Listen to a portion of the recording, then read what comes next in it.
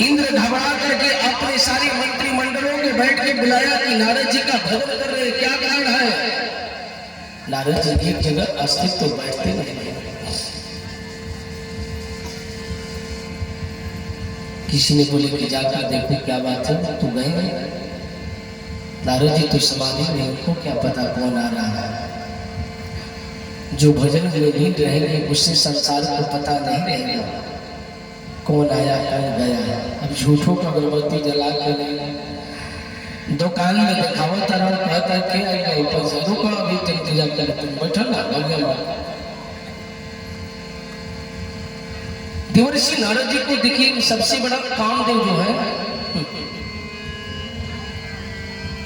कामदेव बोले कि देखिए ऐसे ऐसे नारद को तो मैं 2 मिनट में भंग कर दूंगा। महाराज इससे आप डर रहे हैं, देखिए हम जाकर करता हूं। कामदेव महाराज जी की मित्रता था, बोले इसके लिए आप घबराने की क्या बात है, हम काफी हैं उसके लिए। सुंदर सुंदर अप्सराओं के बुलाए, भगवान अप्सरा आए नृत्य करने वाले। जाकर के देवर्षि नारद जी के पास नृत्य की अप्सराएं, इनका आदानी। नारद जी को कोई प्रभाव नहीं हुआ, कितनी चूड़ियों हाथ में खलकाए, जाकर के कुछ नारद जी को प्रभाव ही नहीं है। कौन आया? कामदेव जाकर बोले महाराज आप तो मुनिवर को मैंने ध्यान नहीं छुड़ाया, आप तो कितनी हजार वर्षों मुनियों को मैं ध्यान से छोड़कर भोग की ओर प्रवेश करा देता हूं, बाकी देवर्षि नारद जी को कभी एकाग्रता भंग ही नहीं हुआ। मैंने लाख कोशिश कर लिया, लाख प्रयास कर लिया। बोले तो वहां कामदेव ने सही अप्सराओं के बोले जाओ, एक महात्मा को तो ध्यान नहीं छुड़ा पाया। कामदेव प्रयास किए, कामदेव कभी नहीं लगा, यहां न लागी रावण माया, कोई माया का प्रभाव नहीं हुआ। अगर सब कुछ दुनिया में हार जाते हैं तो आप जीवन में एक काम करना, उससे तुम्हें विजय प्राप्त मिल जाएगा। शरणागतम भक्षणम कौशलेंद्र, भगवान के शरण में चले जाओगे, अगर जीवन में उसकी चरणों में गिर जाओगे ना तो बिगड़ा भी काम तुम्हारा बन जाएगा। कामदेव जब नहीं हुआ तो जाकर साष्टांग दंडवत किया, पाहि नाथ कही पाहि बसाई, भूतल परहु लकुट की लाए, त्राहि माम रक्षा कीजिए। जाकर साष्टांग दंडवत कर गिर पड़ा, कहा मुझे महाराज उठा लीजिए। आज के पहले विवाह जब होता था तो आदमी पगड़ी का इज्जत रहता था, पगड़ी जो होता है ऐसा थोड़ी है। लोग आदमी अपनी पगड़ी उतार के रख देते थे कि आपके चरणों में फलना बाबू हमारी पगड़ी रखना, अब तो पगड़ी के हमारी इज्जत तो रखना। आज के तो पगड़ी के महत्व देखिए। उसी प्रकार से देवर्षि नारद जी जैसे झुके, कामदेव जाके चरणों में गिरा, तुरंत नारद जी का ध्यान टूटा। तो देखिए कि कामदेव मेरे चरणों में, ऐसा कामदेव को उठाए, बोले कामदेव यहाँ कैसे आना, हम तो सरोवर देखकर एकांत देखकर कि हम हरे भजन करने चाहा, आज तक तो मैंने कहूँ अस्थायी रुका ही नहीं था। कामदेव ने सदाचार्य को कहा कि सरकार आपकी तपस्या से इंद्र का डर हो गया, डर होने के कारण से मुझे बुलाया गया, मैं अप्सराओं के बुलाया, आपका थोड़ा सा भी ध्यान टूटा उठा नहीं। लास्ट में मैं आपके आके चरणों में समर्पण हुआ। मुनिवर मैंने आपसे हार गया, अब नारद जी का के लिए ला रहा है और मैं चलता हूँ। चले गए। नारद जी वहां बैठे बैठे सोच गए कि भगवान शिव ने तो कामदेव को विजय प्राप्त नहीं करनी है, और मैंने तो जिंदे जी कामदेव पर विजय प्राप्त कर लिया। अरे कामदेव को तो शिव जी ने जला दिया था ना, विजय कहाँ किया। अब किसी को समाप्त कर दो दुनिया में तो विजय होगा, वो जिंदा रहे तब तो विजय प्राप्त किया। भगवान शिव ने भी नहीं प्राप्त किया, मैंने तो कामदेव को जीत लिया। नारद जी को अभिमान आ गया। नारद जी वहां से बिना लिए सोचे कि चलिए मैं पिताजी से कहता हूँ बात। ब्रह्मलोक चले आए। खुशी की बात है कि पिताजी मैंने अगर कार्य अच्छा करे, बेटा कभी अच्छा काम करके चला है तो पिता से ही कुछ कहते हैं बात, और उसकी बेटा को प्रोत्साहन पिता ही देते हैं, बेटा तूने अच्छा काम किया। उसी प्रकार से देवर्षि नारद जी ब्रह्मा जी से इस बात को कहे तो ब्रह्मा जी समझ गए कि नारद का हंकारा है। बोले बेटा ये बात तो मैं कही बड़ी गौरव की बात है, खुशी की बात है, तुरंत अटैक मत कर दीजिए। अगर उससे समझाना है तो उसकी प्रशंसा कीजिए। अब वो जैसे बात कर रहा है तुरंत कहना ये बात ठीक नहीं थी, अब लड़ाई होगी भैया, उससे स्वीकार कीजिए कि नहीं बात ठीक कह रहे हैं।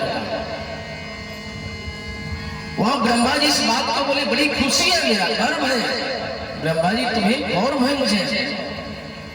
सब चीज कहने के बाद बोले बेटा मैं बात कहूं, बोले कहा ये बात हमसे कहा तो ठीक कहा, भगवान शिव से इस बात को मत कहा।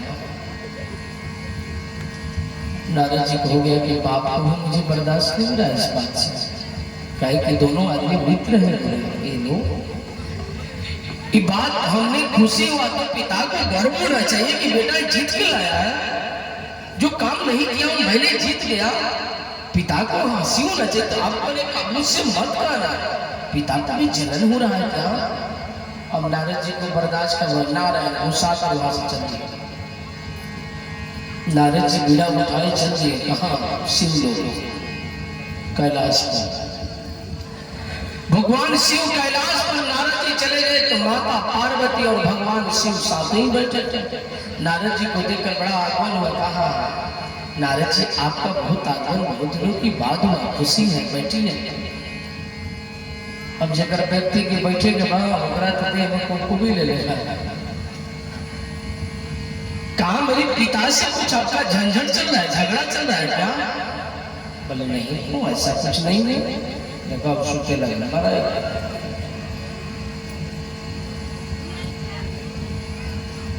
कुंभकर्ण के पत्र चल रही, मनुष्या वगैरह चल जाते।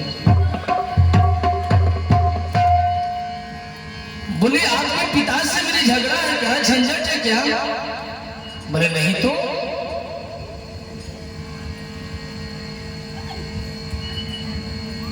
महाराज मैंने काम किया है सरकार, आज तो मैंने सरोवर के किनारे ध्यान लगाया,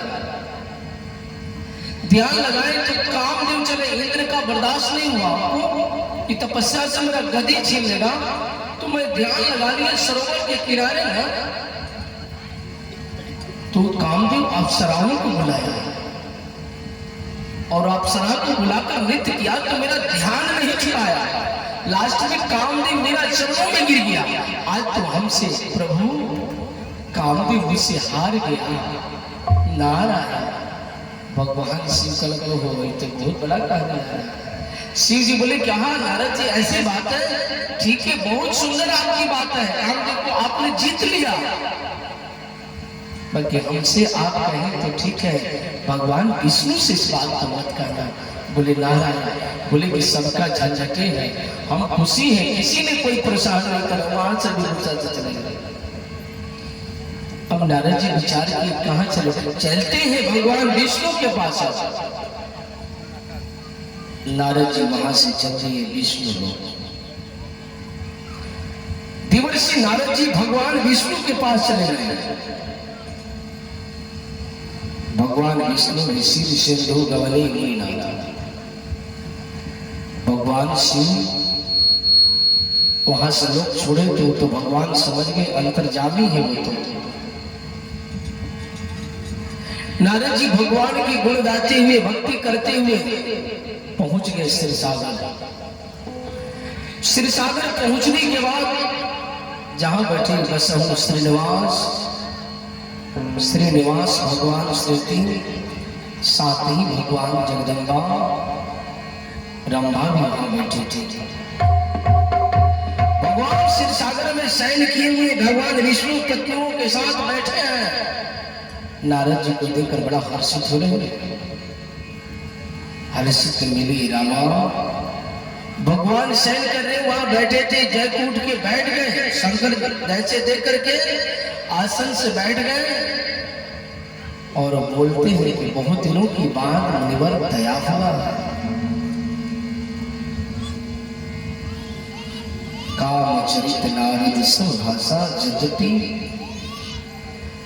भगवान शिव से करने के बाद अति प्रचंड रघुपति की माया, भगवान की माया जो होता है अत्यंत विचित्र होता है। जैसे इस जीवन को माया में भगवान बचाता है।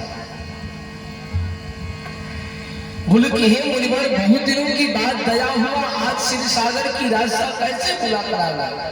बहुत दिनों की बाद अगर मिले तो कहते हैं कि आपकी रास्ता भूल गए थे क्या याद आ जाता।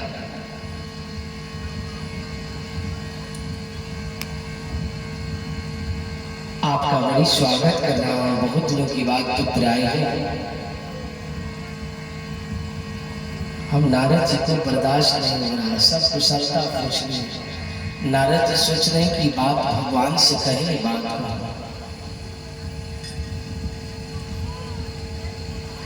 नारद जी सोच रहे हैं कि बात सुनाए भगवान को।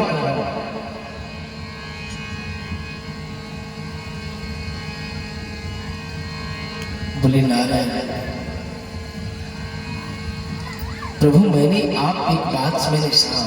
बोले क्या हुआ नारद जी, आपको चिंतित लग रहे हैं। अगर कुछ बात कहना होता है तो आदमी चिंतित हो जाता है, कहे ना कहे क्या होगा, उसका परिणाम क्या निकलेगा। नारद जी बोले कि आप नारद जी क्या सोच रहे हैं, आप अनुभव के साथ कहिए। आपकी क्या दुनिया में खबर समाचार ठीक ठाक है? बोले सब ठीक है। आपकी शिष्य भूमिका पाने लगे, मैं आपका शिष्य हूं, कोई अड़ी तो साधारण हूं नहीं। बोले हाँ, जो आपका भक्त रहने वाला कभी संसार में दुखी हो ही नहीं सकता है। और आपके सामने संसार के लोग झुक जाता है, तो उसमें से एक आपका भी चेला, जो दुनिया के कुछ लोग नहीं करता है, वो आपका चेला करके दिखाएगा। क्या हुआ? बोले देखिए प्रभु, मैंने एक सरोवर के किनारे बैठा हूं, मैं धमा खा गया, भजन करने लगे, कामदेव को मैंने खींच लिया, मेरे अप्सराओं के साया तो हार गए। अब पूछना चाह रहा हूं आपसे, मैं अपने पिता से इस बात को कहता, पिताजी मना किए कि शिव जी से मत कहिएगा। मैंने शिव जी से इस बात को कहा तो आपसे मना कर दिए कि भगवान विष्णु से मत कहना इस बात को, हमसे कहा तो ठीक है। नारायण प्रभु, इसमें क्या रहस्य है? मैंने तो कामदेव को जीत लिया। भगवान मुस्कुराया, आह नारायण, नारद को मेरी भक्त को अहंकार आ गया। भगवान का अहंकार जो मनुष्य को होता है, मनुष्य को स्वाभिमान जरूर करना चाहिए। अहंकार हो जाता है तो तुरंत नाश होगा। धन हो, विद्या हो तो नम्रता होना चाहिए। धन हो तो झुकना चाहिए, ये नहीं कि धन हो तो एकदम मुखी में रगड़ कर चले लगे। हमारा सामने कौन? नारद जी को सोचकर बाबा ने विचार किए। नारद को अहंकार हो गया और कहते हैं कि नारायण हम प्रभु चलते हैं। याद कीजिएगा मेरे से, इंद्र जो होते हैं ना कभी भी डरते हैं। आप पूजा करेंगे, आप सबको बता देता हूँ, आप लोगों का स्वाभाविक है कि नहीं कर पाते हैं या करते होंगे तो अच्छी बात है। पूजा करने के बाद कभी भी कहो भी कर लेंगे, इंद्र उसकी प्रतीक्षा करता है आपका पूजा करके, जहां चूक हो उसका फल मैं प्राप्त करूंगा। अगर आप नहीं करेंगे तो तुरंत इंद्र आपका फल का प्राप्त कर लेगा। इंद्र क्या, जहां भी पूजा करते हैं तो एक जल गिरा करके अपने माथे लगा लेना चाहिए। एक पल्लो जल पृथ्वी पर गिराकर तुरंत उसको माथे लगाइए। अगर नहीं करते हैं तो आपका इंद्र आधा फल उसमें से मिलेगा, फिर आपको मिलने वाला नहीं। कभी भी आप पूजा करते हैं तो आप जरूर एक पल्लो गिराकर अपने नेत्र पर जरूर लगा लीजिए। उसी इंद्र प्रतीक्षा के फल से, उसी के प्रभाव से आज इंद्र उस अपने गद्दी पर बरकरार रहते हैं। नारद जी वहां से चले, भगवान ने सोच ले, विचार कर लिया। नारद कहे सहित अभिमान,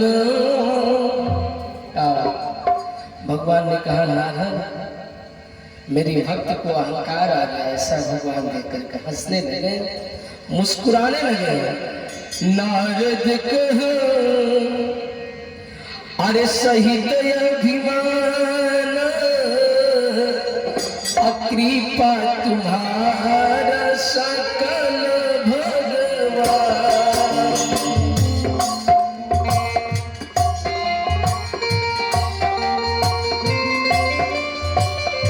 सहित अभिमान, कृपा तुम्हारा सकल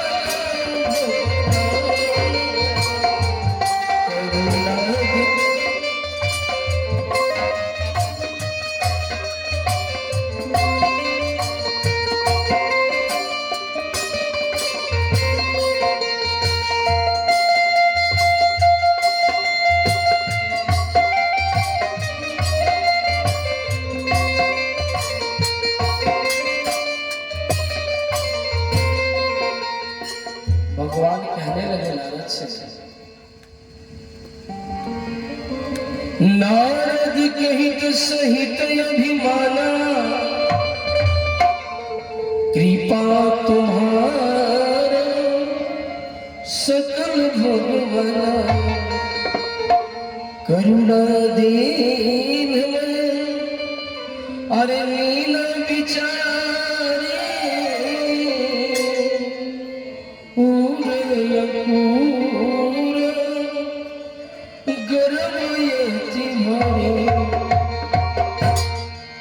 भगवान कहने लगे नारद, नारद को तो अभिमान आ गया। करुणा मैं, करुणा निधि मैं, करुणा निधान मैं कह रहे, करुणा निधान मैं दीन विचारी। तुरंत नारद जी बाबा को भगवान ने विचार कर लिया कि मेरा भक्त को अहंकार है। मान लीजिए दिन रात हमारा साथ रहने वाला आदमी जाकर गलती करने लगे तो लोग यही नहीं करेगा कि दिन रात बाबा के साथ रहने वाला आदमी कोई स्वभाव नहीं, तो शायद बहुत तरह से मन में आ सकता है। उसी प्रकार भगवान ने विचार किया कि दिन रात नारद मेरा भजन करता है और मेरे ही भक्त को अंकुर खत्म नहीं हुआ, तो संसार के लोग कहते हैं कि भगवान को भजन करने वाला को ही अंधकार है, तो हम लोग कितना भजन भक्ति में लीन नहीं। और अंकुर गर्भो अति भारी, अंकुर रहा है। जैसे बीज को अगर फसल लगा नहीं हो, अगर बीज हम छीट के अंकुर रहे हैं और उस अंकुर को डाल को कबार को बिग देंगे, जैसे घाव हो रहा है और उस घाव का तुरंत हम इलाज कर देंगे तो ठीक हो जाएगा। और वही घाव अगर बड़ा हो जाएगा तो धनंजय कहेंगे बाबा ऑपरेशन कर दे, जाएंगे ऑपरेशन करेंगे तो दर्द होगा ना। उस बीज को कहने के बाद एक अगर बीज अंकुर रहा है तो किसान को कबार देने में थोड़ा सा अंकुरते हुए बीज को दर्द नहीं होगा। अगर वही बीज जो लग गया हो, गेहूं का फसल लगा हुआ, जैसे यहाँ खेत में चना लगा था जो जगसला बन रहा है, सबको करवाते समय मुझे भी दर्द हो रहा था, कभी फसल 2 दिन रहता था ठीक। वो अंकुर कर नहीं, जब अंकुर होता जमा होता तो मुझे उतना दुख नहीं होता, क्योंकि मैंने पास खोलकर सियान किया हो। अगर जो बालक सियाना हो जाए, बचपन में गलती करता है, उसको ध्यान नहीं दिया जाता है। अगर सियाने होकर गलती करे तो पिता और माँ को बड़ी कष्ट होता है। भगवान ने विचार किए कि मैं अपूर्ण रहा है, अगर यही समय मैं नारद को अहंकार समाप्त कर देता तो आज मैं बेविसु में डाल उखाड़ देंगे तो दर्द नहीं होगा।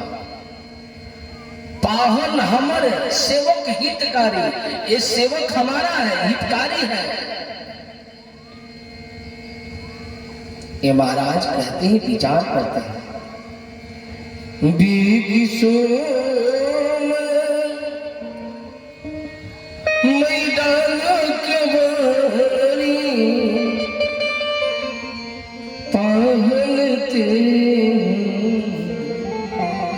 सेवक हितकारी, मुनि कर हित ममा, हरि कौतुक सोई, अवसर पाए करम सोई। बाबा ने कहते हैं ये सेवक तो हमारे हैं ना। मुनिकर हित मम कौतुक सोई, ये मुनिराज को हित करना, सोचना ये हमारा कर्तव्य है। हमारा भक्त को किस प्रकार से ठीक होगा, ये समाप्त होगा। पाहुन हमारे सेवक हितकारी, ये मेरा सेवक है, हित करना, सेवक के बारे में सोचना ये मेरा कर्तव्य है। कैसे ये बालक सुधरेगा, हर एक माँ बाप का कर्तव्य होना चाहिए। उसी प्रकार से समझ को दंड है, तो हमें विचार करना चाहिए वो बालक कैसे सुधरेगा। उसी प्रकार से भगवान विष्णु ने विचार करने लगे शिव सागर में बैठे बैठे कि मेरा सेवक को अहंकार कैसे होगा। तब नारद हरिपद सिर डाला। नारद जी मन में सोच करके भगवान से कहे कि हे सरकार हम चलत हैं, जा एक बार भी भगवान ना करोगे तो जा जा जा।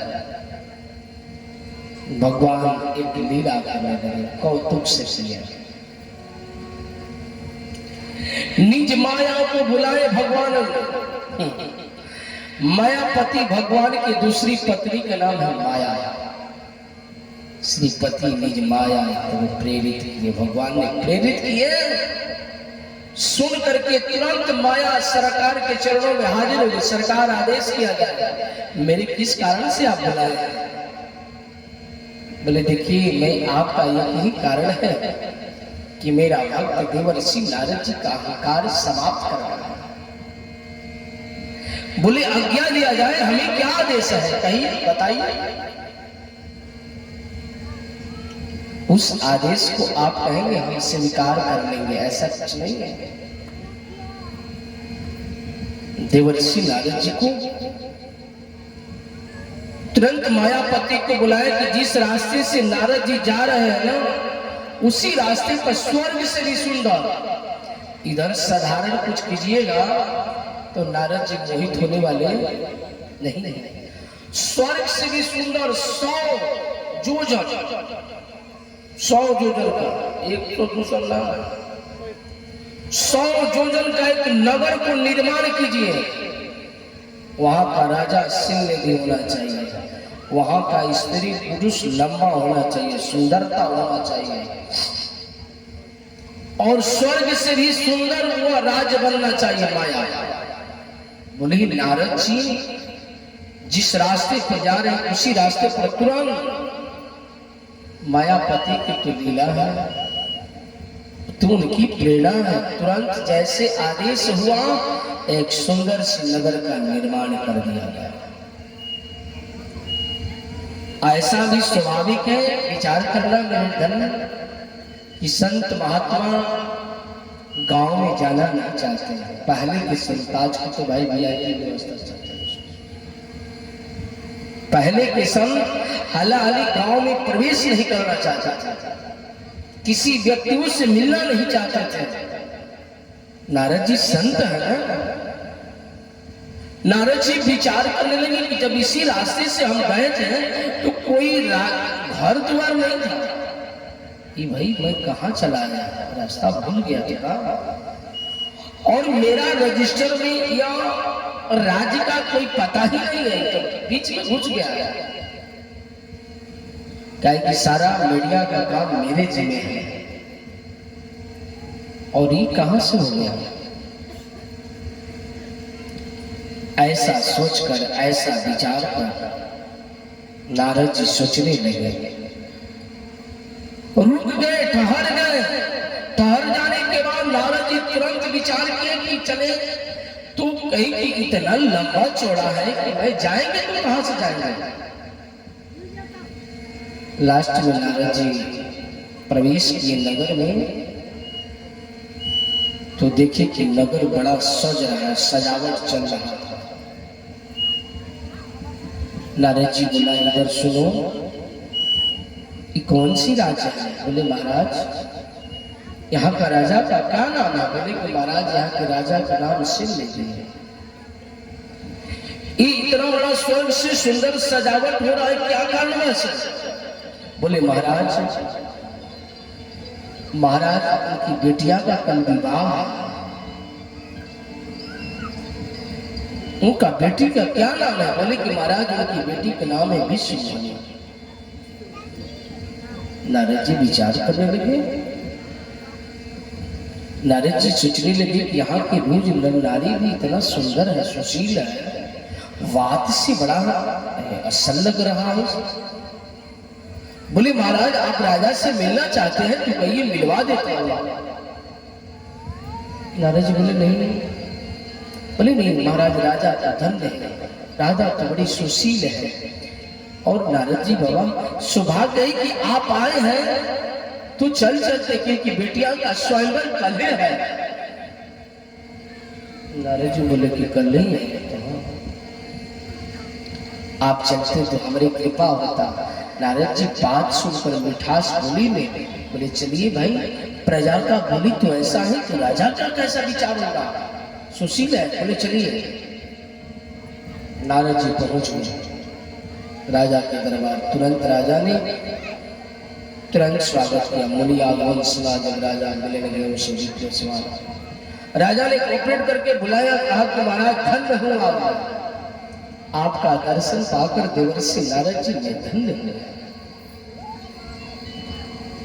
और अपने बैठा राजा रानियों के साथ गुरुदेव का चरण धोए और बोलते हैं कि जाओ मेरी बेटियों का बुला करके बाबा को चरण स्पर्श कराओ। ये त्रिकालदर्शी है बाबा, बार बार तो आते नहीं हैं। बाबा ने विचार करने करी, भाई सही सजावट स्वर्ग से भी, तो स्वर्ग से भी सुंदरता है। ऐसे नगर सुंदर नर नारी, नारी सब सुंदर है। राजा ने सलाह तुरंत किया कि बेटियों को बुलाइए और कहते हैं कि हे गुरुदेव, विश्वमोहिनी दास कुमारी। विश्वमोहिनी आकर के बाबा को प्रणाम की। बाबा तो सर्वदर्शी है, कि बाबा ने जैसे एक ही सरकार में आप